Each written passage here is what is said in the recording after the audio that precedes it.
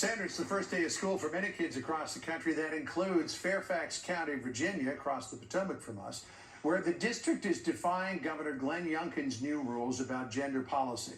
The school district says it will not comply with requirements for students to use facilities in accordance with the sex that they were born or inform parents if a child identifies as a different gender. Let's bring in Debra, former Fairfax County teacher whose children graduated from Fairfax Public Schools. She is now running for the school board. Debra, good to have you with us. Full disclosure, my kids attend Fairfax County Public Schools. But Fairfax County is one of several counties in Virginia defying the new model policy that the governor laid down.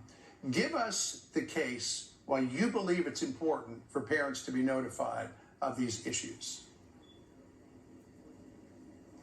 Well, parents have the fundamental right to the upbringing and education of their children.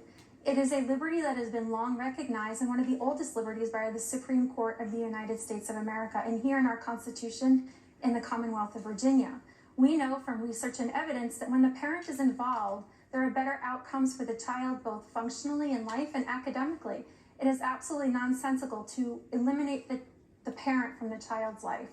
All right, so here's what the Fairfax County Public Schools Superintendent Michelle Reed says about the governor's policies. She says, "We have concluded our detailed legal review and determined that our current Fairfax County Public School policies are consistent with federal and state anti-discrimination laws as required by the new model policies laid down by the governor." What do you say to that? I say Fairfax is going to do what it wants to do, whether or not it's in the best interest of children and whether or not it's sound in evidence for the best interests of children. They have a long history of denying the civil rights of children, specifically those with disabilities, and they act in a very haphazard manner. They intend to completely ignore the governor, and we need to make our voices known as parents to the school system and to the school board members that have been elected, that you listen to us, to the voice of the people that elected you, and that parents' rights need to be upheld.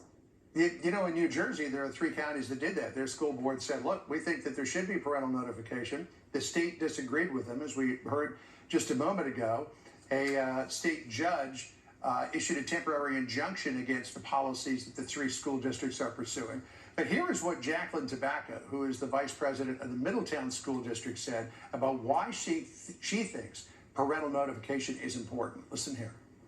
People are concerned that this policy will somehow harm trans children. And I think, speaking for myself and for our policy committee, we were all more concerned that there could be a negative, tragic outcome, and a parent would have never been alerted that there might have been a crisis with their child or their child needed mental health.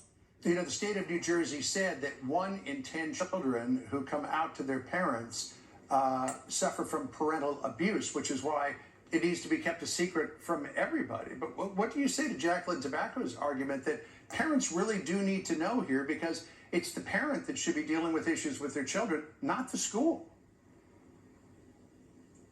Absolutely, the parent needs to be involved. Like I said, the research has shown that when the parents are involved, the children have better outcomes academically and functionally.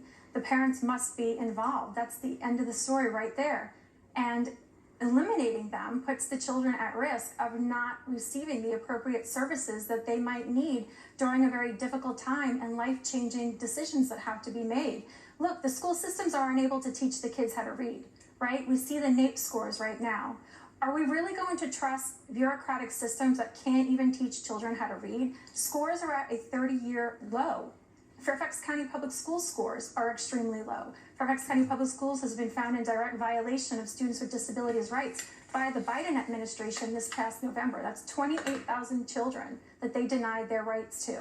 Are we really going to trust a system that does not truly put the children first? Yeah, my understanding is the governor has very little recourse if the county school boards defy him. It'll be up to the parents to do it, or people like you who are running for the school board themselves. We'll keep watching your race.